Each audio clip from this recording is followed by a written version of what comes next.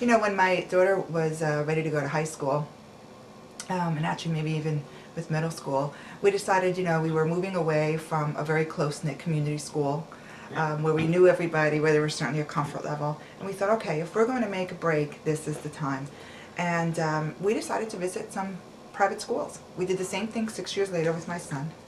And so we went ahead and did our due diligence, is what I called it. You know, we proactively visited schools, and the last school that we had to visit both times was Bloomfield High School.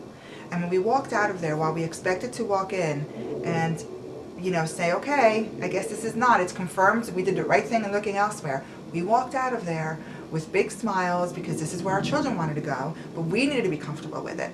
And we were so happy that we were going to be comfortable sending our children there. And so at that point, though, became a turning point for us too, because wherever our children went, that's where our loyalty was going to be going. That's where our hard work was going to be going. So I was so glad to keep it in my community, because in supporting my children and their education, I didn't want it to be outside of the school district. So I was really excited about knowing that I was going to be sending them here. I think if nothing else, what I can tell you is that I'm a great believer in Bloomfield. I have great pride, and I want only the best for not only the kids but the parents. You know, I love this town. I love saying that I live here. I love saying that my kids grew up here. And so, you know, I think first you have to have heart, and that's how I bring heart.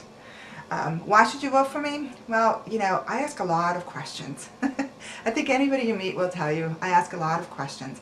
I do not make decisions until I've heard all of the different options. And, you know, I don't have a problem with rethinking and with, you know, reconsidering and taking time to learn before I make those types of decisions. And I think that that's just fundamental for being a board member.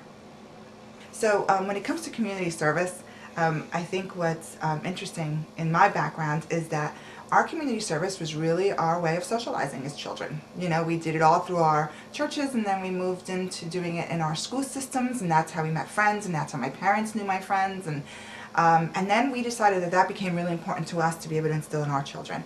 And so when we moved to Bloomfield, which is about almost 20 years ago, the first thing that we did was look to the schools, because I wanted to be aware of what was happening in the school systems. This is where my daughter was going to be meeting her friends. I wanted to get to know their parents. And, you know, somebody asked me once, you know, well, we're volunteering, you know, what does it get you? I mean, really, you give up all this time? And I said, you know, there's actually a very selfish factor to volunteering. The fact that you can come together, work really hard towards a goal and meet it. There's just nothing like that feeling. I have no agenda. I come to the board with no special needs. I come to the board with, you know, nothing but to serve. I don't need anything. I don't want anything. I don't belong to any associations that could benefit from my being on the board. You know, I have no family that works in the system. I have, you know, there's really, I don't bring any ties. It's just me. Well, I certainly think that we're at a crossroads with the Board of Ed. Even in our communities and in our schools, I mean, you have this budgetary problem, and then we have this great progress, and we have to deal with this budget issue, but we also need to make sure that we're maintaining this positive momentum. So, you know, I think it's a great time to get a fresh pair of eyes on the board. Somebody new, somebody with a fresh opinion. There's always going to be obstacles. You know, you're going to have a few things take place. You know, you're going to have people who don't agree with how you're doing it. You're going to have budgetary restraints placed so that you can do certain things.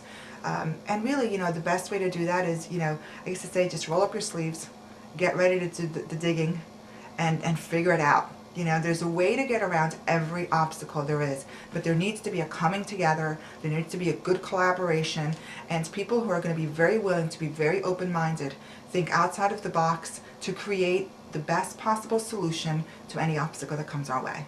It can be done. If you were to ask at work, you know, my motto there is, we'll make it work.